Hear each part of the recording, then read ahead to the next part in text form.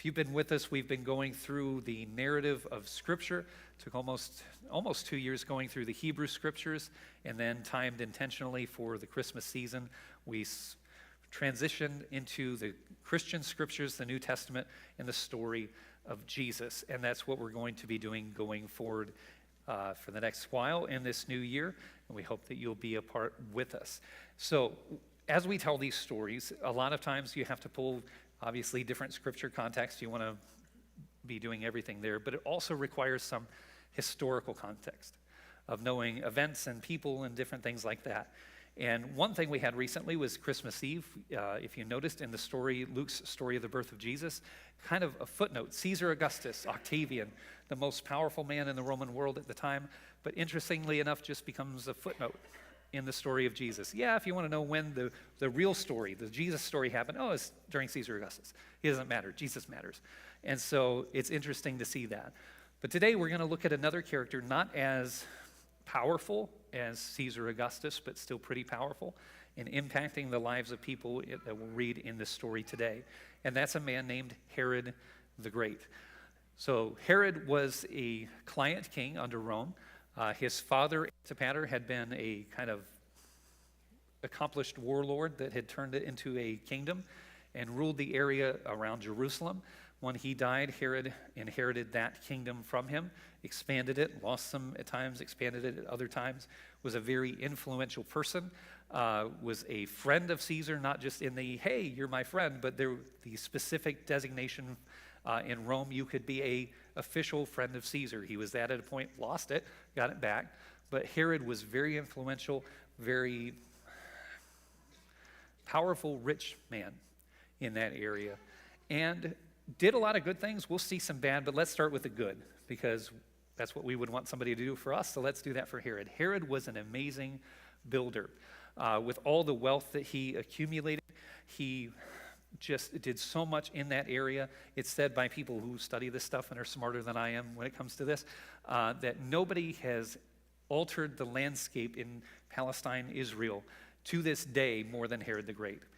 From building aqueducts to bring fresh water to towns, to building temples all around the Roman world, to being a sponsor at times of the Olympic Games, to one of his cities that he controlled on the Mediterranean, he built from scratch. Well, he didn't. He had people do it, commissioned them and had them do it.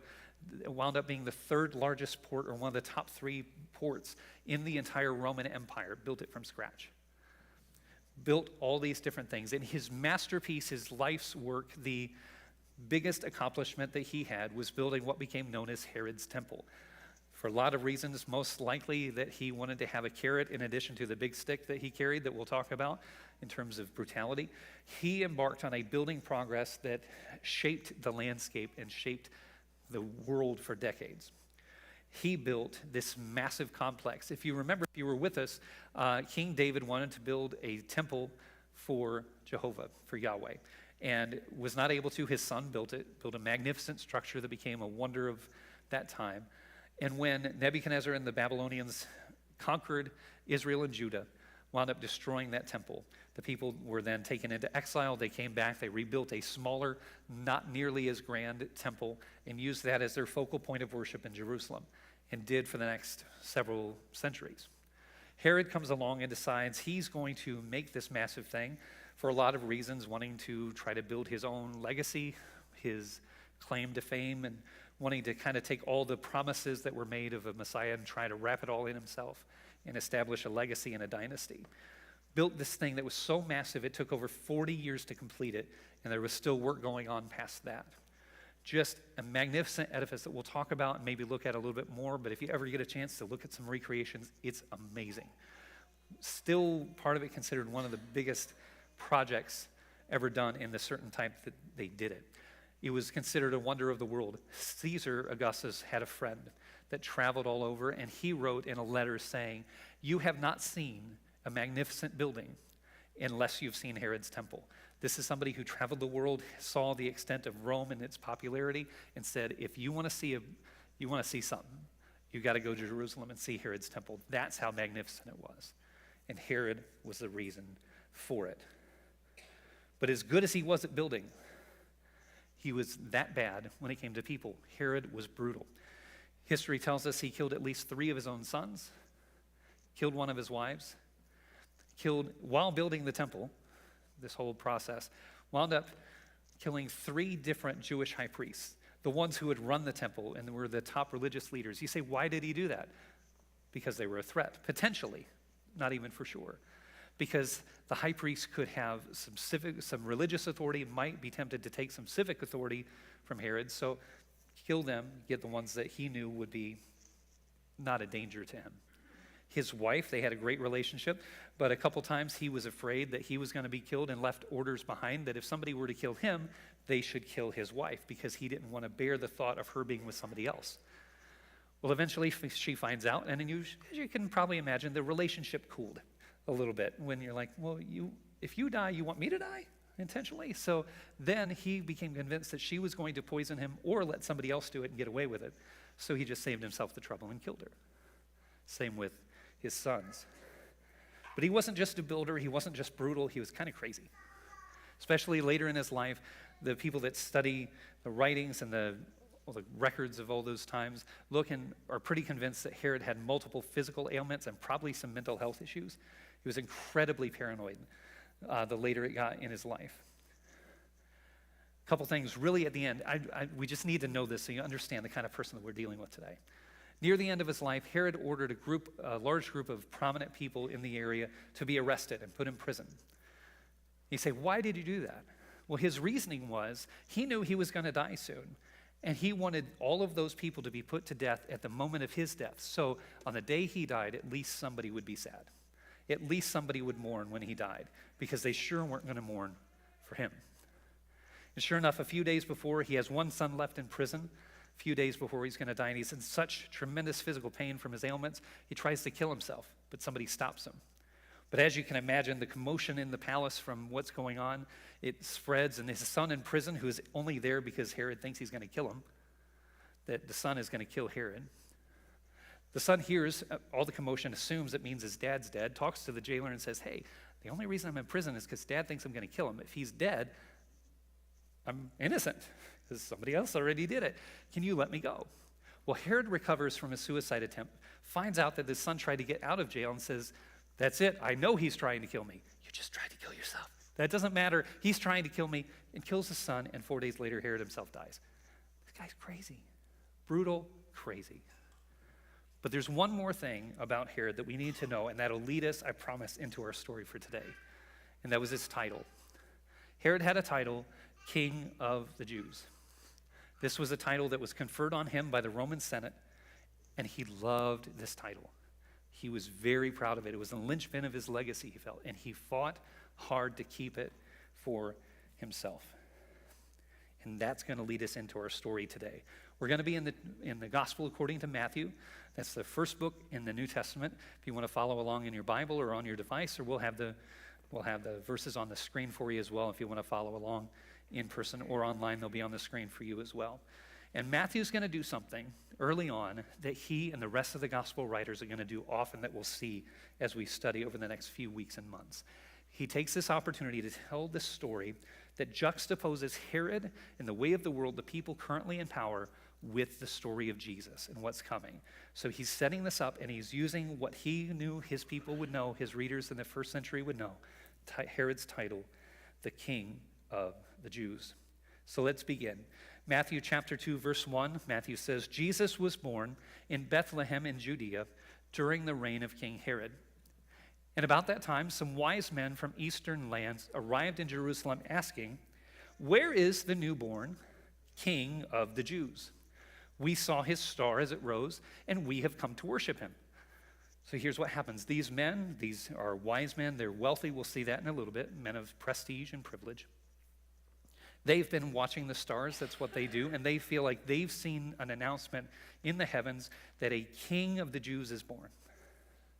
And so they've made a travel. It took a while. This wasn't hopping on the next private charter jet and flying to Jerusalem.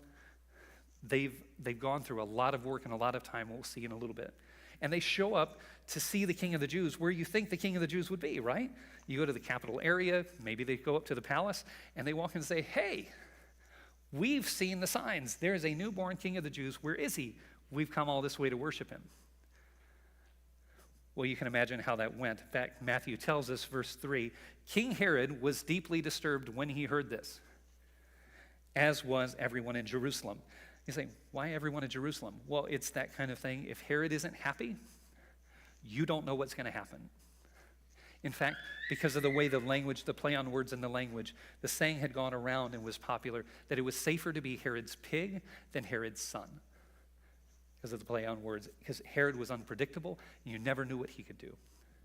And so if Herod is upset, everybody's on edge. The entire city is on edge because here's the thing. Herod knows, newborn king of the Jews, I'm the king of the Jews. And I wasn't born recently. And I have kids, but none of them are newborn. It's not my legacy, it must be a threat. And the only answer that Herod can come up with is that this must reference something about the promised Messiah from the Hebrew Scriptures. Even though he built a temple, he was not very much a Yahweh follower, but he knew about it because it was important to know about what the people believed that he ruled over.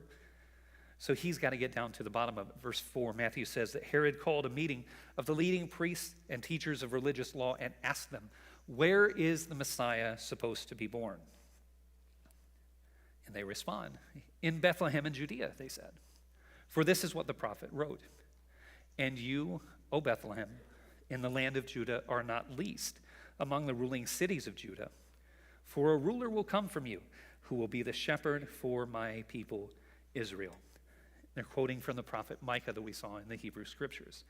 And so now Herod has an understanding, okay, if this is that event, I'm concerned, but at least I know where, and he's got to figure out what he's going to do. And so he's going to set a plan in motion that we're going to see unfold. Verse 7 says that Herod called for a private meeting with the wise men, and he learned from them the time when the star first appeared. So he called him in, and again, for all his brutality, he's a great politician. And he calls him in, I'm sure has a great meal, and he's trying to really talk him up and be all friendly and say, hey, I heard you're on a quest. Tell me about it. How long have you guys been doing this? Oh, really interesting. We'll see about the time in a little bit. It's like, okay, well, here's the thing. I got some information for you. I appreciate you telling me. I've got some information from you. I've been talking to my people. And they say that you should go to Bethlehem. So he told them, verse 8, go to Bethlehem and search carefully for the child. Take all the time you need. You've got resources. I want you to make sure you find out exactly who it is. Do what you got to do to make sure you find the child that you're looking for. And when you find him, here's what I want you to do. Come back and tell me so that I can go and worship him too. And this is where we're looking at it and saying, I know this guy. I don't trust you. What's the meme? I don't believe you. That's what we look at here and we say, I don't think I can trust you. I don't know if the wise men did. Was he that good of a politician? He didn't know. Were they pretty sharp people and they kind of had an inkling? We don't know. But no matter what, now on top of their quest, now they're assigned to go to Jerusalem, or to go from Jerusalem to Bethlehem and find this child. So they did. Verse 9 says, after the interview, the wise men went their way, and the star they had seen in the east guided them to Bethlehem. It went ahead of them and stopped over the place where the child was. And when they saw the star, they were filled with joy. And I have to say, I imagine so. It's been a long journey. And they weren't sure what was going on with Herod and all of that. Nothing matched up with what they expected. And now they've got to go, and they already wanted to find this child. And now the king, the powerful man in the area, is telling them they got to. And what are they going to do? And as they leave, they see this star. It's like, what a relief. So they find where they're going. And verse 11 says, then they entered the house, and they saw the child with Mary, his mother, and they bowed down and worshiped him. So they show up, and they walk in the house, and this is not, we're past the manger, thankfully he's in the house now. He's not still in a manger at whatever age. They've got a house, they're inside, and they come in and they bow down and worship him. And not just that, it says they opened their treasure chest and gave him gifts of gold, frankincense, but wait, there's more. Anyhow, it's a joke, it's a play on words, people. There's more, but it's myrrh. It's fine. I'll try again later. So they give him all this stuff, and I don't know how long it took, but imagine for Mary, if you can, how weird of a situation that would be. Where she's just in the house, she's got her She's got her little boy, and all of a sudden, these people come with their entourage because they wouldn't have come alone, especially bringing all this stuff. They would have had servants with them and armed guards and who knows what else. And here they are, and they've got all this stuff, and they're handing it to them. And she's like, okay, I know that God was saying that he's still in this, and it's encouragement. But I want you to imagine for a second how weird it would be. Okay, I want you to imagine you go home today, and you're eating lunch, or you get home from eating lunch on the way home, or whatever you're doing, and you hear a knock at the door. And you're not expecting company. So you go to the door, you go to the window, look through the curtain, depending on how cautious you are when opening your front door, and there's people at your door. And they are obviously well-to-do, but they are dressed in a different culture. And you're like, hello, how can I help you? And they say, hey, we've been watching. We know about the recent thing in your life that's awesome, and we've come to congratulate you and party with you. And you're like, cool. It's weird, but cool. I mean, imagine how this is. But for Mary, this is just what's going on. For her, it's, hey, you don't know us. We're not from anywhere around here, but we heard you had a baby, and we've come to celebrate with you. It's like, okay. And they give these gifts. And I don't know how long the party lasted. I don't know how long they hung around, if it was that kind of awkward Midwest goodbye of, okay, it's time to go now. I need to put little Jesus down for a nap, okay? But whatever it was, eventually they had to leave, and when they did, they had a decision to make. What do they do about Herod? Well, thankfully, they didn't have to make the decision on their own. Verse 12 tells us when it was time to leave, they returned to their own country by another route, for God had warned them in a dream not to return to Herod.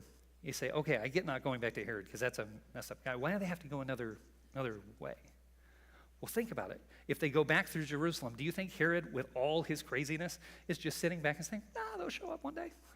Or does he have people look out, watching for those people because they would have stood out even among all the travelers to Jerusalem? And he's watching, and he says, as soon as you see them, clear my schedule, kill who you have to get them off my schedule, and I want to see them.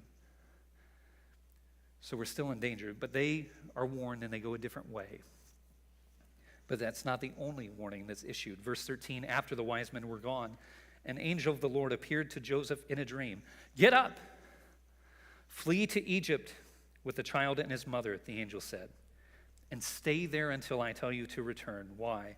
Because Herod is going to search for the child to kill him. And Joseph, as we've seen already all throughout these stories, God says do something, Joseph says yes. So Joseph gets up. That night, it says, that night Joseph left for Egypt with the child and Mary his mother, and they stayed there until Herod's death. And this fulfilled what the Lord had spoken through the prophet, I called my son out of Egypt.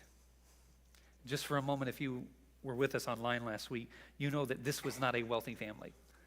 When it came time for the dedication service at the temple for their newborn baby, the law said that you were supposed to bring a lamb and a bird. They didn't have it. They didn't have the money for it. They brought 2 birds, the poor person's offering. Because imagine, if you couldn't even afford to buy the bird, you could try to catch one or 2 and bring for the offering, and that's what they did. And now they're being tasked to go not just to a different area as they had already done to be in Bethlehem in the first place. Now it's, you need to go be a refugee to a different country. Just go. You've got to go and stay there. How long? I don't know. Just until Herod's not on the loose anymore. How are they going to do this?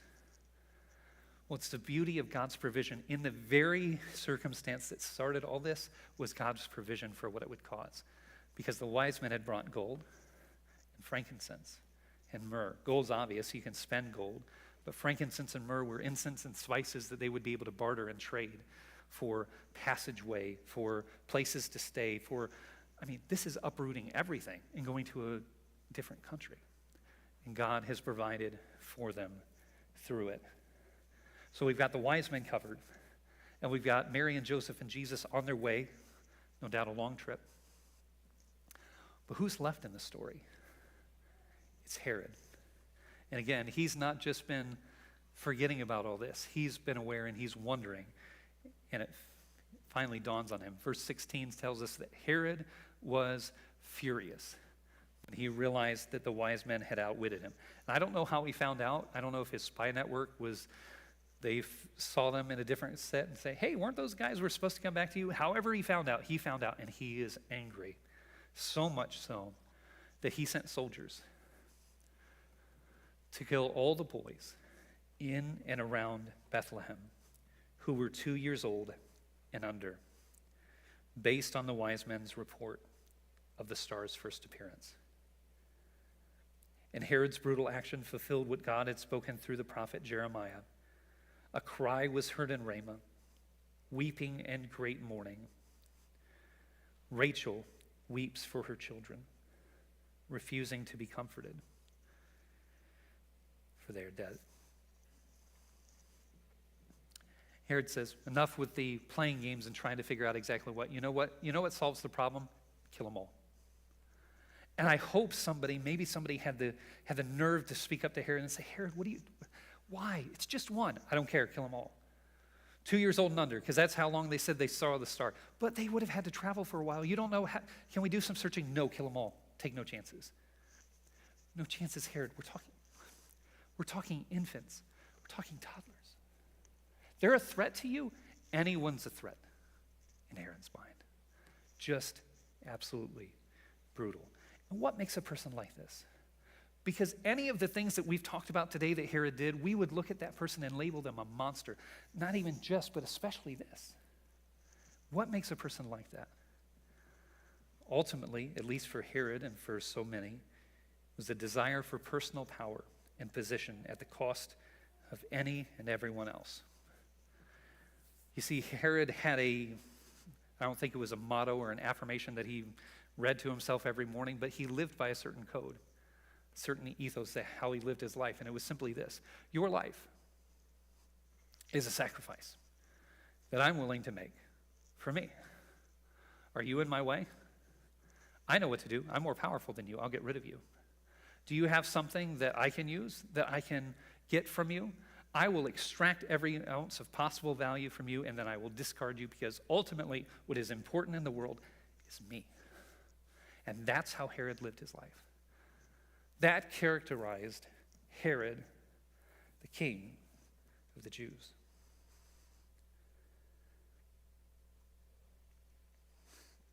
And it's hard to imagine what those families went through. And Herod didn't care. Went on his way.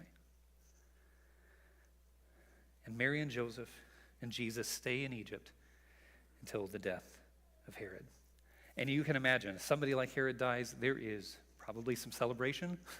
It's not least the people that got set free when he died. But and the news spreads fast. But Mary and Joseph and Jesus, they get the early newspaper. They get the super early warning system, because verse 19, Matthew tells us that when Herod died, an angel of the Lord appeared in a dream to Joseph in Egypt. Get up, the angel said. And I have to imagine, every time the angel comes to Joseph in a dream, it says, it's always, get up. And I'm like, if I'm Joseph, I'm like, do you have to come to me in a dream? Really? How about, I don't know, a vision at breakfast? I sit down, I get my morning coffee, then you show up and, hey, Joseph, I've got new plans for you today. But no, it's always in a dream. Get up. Fine, now what? Get up. I got that. Take the child and his mother back to the land of Israel, because those who were trying to kill the child are dead. It's okay now. You can go back. And Joseph, once again, as we've seen, and I've pointed out already, when God says something, Joseph says yes. Joseph got up and returned to the land of Israel with Jesus and his mother. But when he learned that the new ruler, of Judea was Herod's son, Archelaus, verse 22, he was afraid to go there. You see, Herod, when he died, had 3 different sons who were all vying for control. And Archelaus decided, as all of them were going to go to Rome and get it all figured out, he'd take an advanced step and start putting himself as king. There was a little bit too much of his daddy in there. He was a brutal man too. So Joseph is going back like, I don't know if I want to go back and put myself and my family in the same danger we were. So he tries to figure out, and God steps in. And then, after being warned in a dream, Joseph left for the region of Galilee. So Judea was farther south, Jerusalem, Bethlehem, where they were. So they go to a different area of the country, Galilee, farther north. Verse 23 says, so the family went and lived in a town called Nazareth. And this fulfilled what the prophets had said. He will be called a Nazarene. I don't know why they picked that. We can speculate. That was Mary's hometown. So if you're coming back and you're trying to reestablish from nothing, you've already moved once, gone to Bethlehem, then you've had to be in Egypt for however long, and you're trying to reset. Maybe it was nice to have family or a familiar setting. But this is the new spot. This is where they settle down, thankfully in safety. And this is where Jesus will be. He'll grow up until we see him start his work as an adult. And this is where they go. But here's the thing. Why this story? Did you ever have somebody tell you bad news and you're like, I could have lived without knowing that? It doesn't affect your life and you're like, why? Now I have to process what all this means. Why this story? Matthew could have written anything and he chose this. Why? He's trying to point out something, but before we get to that, I think we have to address the question that's staring us in the face. Why does God allow suffering?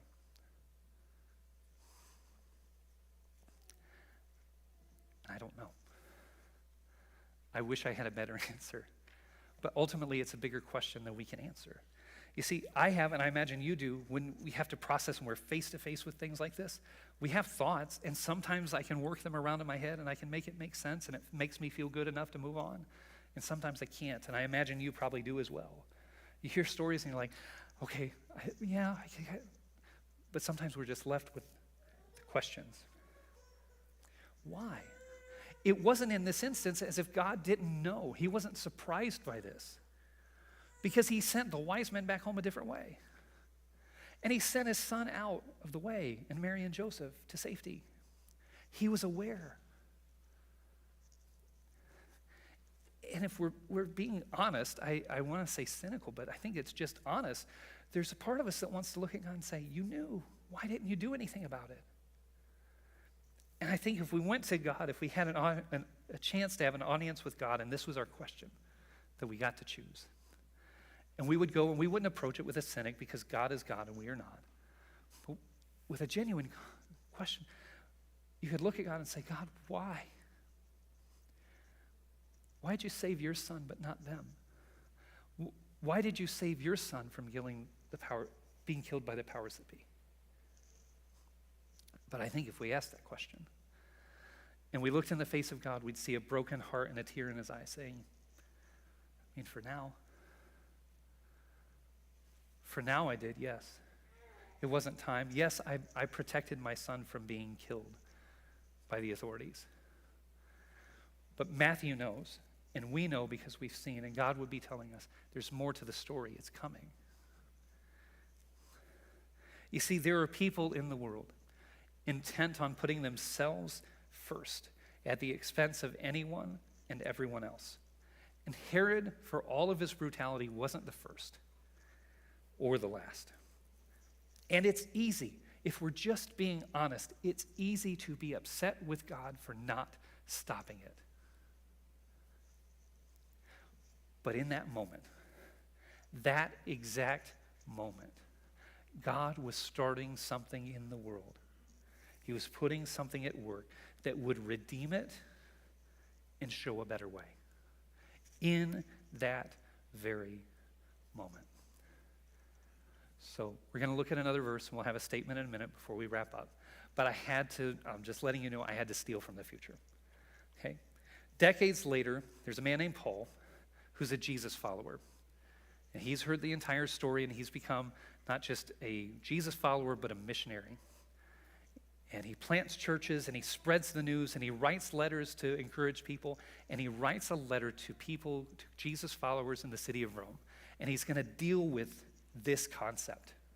What do we do about it? So I'm going to jump way ahead in the story, and I'm going to steal this verse and talk through it with you. In Romans chapter 12, verse 21, Paul says to the Christians at Rome, don't let evil conquer you. And to me, that has all the hallmarks of a therapist just looking you in the face and saying, well, stop. Thanks. Don't let it get you down. Don't let him win. Okay, coach, I'm here on the sidelines and we're getting beat bad. Don't. Just stop them. Play better. And I'm like, that's all you got for me? Well, don't let them win. I'm trying, but have you looked at the world? We look at Paul and we say, have you looked at the world around us? Evil wins seemingly all the time. He's like, well, don't let it. Is that all you have? No, because he knows us. Because he's one of us. Paul looks at it and says, there's more to the story. Don't let evil conquer you, but conquer evil by doing good. Like, okay, I thought we would conquer evil by, like getting really strong and powerful, getting all of us together and being able to beat some people down. Or maybe if we organize well enough and we get political power or clout, we can affect the changes that we want and we can get rid of all the evil people. Hey, if it comes down to it, we can just draw swords. That's what Peter did for a moment. We can just draw swords and take them on ourselves. It's like, no. That's conquering evil with evil, and it doesn't work. Because all it winds up is everybody's evil. And that's the problem that we're facing in the first place. Paul says, conquer evil by doing good. If we can step away from the scriptures for a minute and all the church things, we know this. We know. Because you've either said or heard the statement and resonated with it, that restores my faith in humanity. And I'll tell you when you feel it. At least when I do. You see something happen, you see a disaster, and you watch first responders go in to save people, to put their lives at risk for somebody else. You say, that's it. That's it. You see somebody getting abused on the street, and somebody stands up for them. They may not even know them, and they stop it. That's it. That's it. That's how it works. It's a student in school that sees another student being bullied and stands up. They don't know them. They're not anything like them, but they stand up and they say, you're not going to treat them that way. And we say, that's it. That's the kind of kid. That's what we're trying to do. You see somebody in need and you see somebody provide. Even if they don't take credit, you say, that's it. That's how you do it. And we know this internally.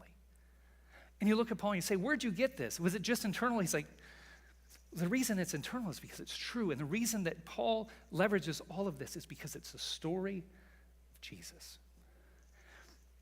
Because that's what was going on. And it's the reason that Matthew tells the story. At the very beginning of his gospel, at the very beginning of his account, we're only in chapter 2. Jesus is just born. It's just starting. And Matthew's saying, I'm going to tell you, you won't believe the story I'm about to tell. It changed me and it changed the world. But I need to show you the difference. The stark difference between Herod, king of the Jews, and Jesus, the real king. It's a different story. Because while Herod looked at people and said, your life is a sacrifice I'm willing to make for me, what can I get out of you for me? Jesus flipped the entire thing on its head. And Jesus lived by a completely different ethos. It was this. Jesus said, my life is a sacrifice that I am willing to make for you. That's the real king. That's the king that changes the order of things. You see, that's what takes the symbol of the greatest symbol of Roman evil and oppression, the cross. And Jesus turned that into the symbol that we recognize and worship him for today. His sacrifice. And said, you don't conquer evil by doing evil. Jesus said, I'll show you how to conquer evil. It's a cross. It's sacrifice. It's doing good. It's why one of the earliest disciples, Stephen, when he's on trial, says, Jesus went about doing good. This is the story of Jesus that Matthew is telling his readers, hey, do you remember? This was not ancient history 2,000 years ago where you got to look at dusty old books to find it. This was common knowledge.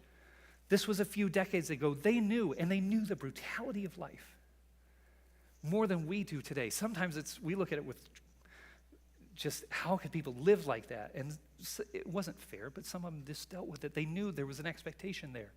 But Matthew's saying, you know how the people work. You know how the system works. Let me tell you about somebody who is completely different. And wait till you see what he does and what happens because of it. Because Jesus took all of it. Like I said earlier, if you ask God, why did you save your son in this moment? He would have said, not yet. Trust me. It's coming. And we look back on the unimaginable suffering that Jesus did, and we say, why? And he looks at you and he looks at me and says, because I love you. My life is a sacrifice I'm willing to make for you. And then he calls us and says, do you want to deal with the problem of evil in the world? Do you want to see it turn out better? Follow me. It won't be easy, but follow me.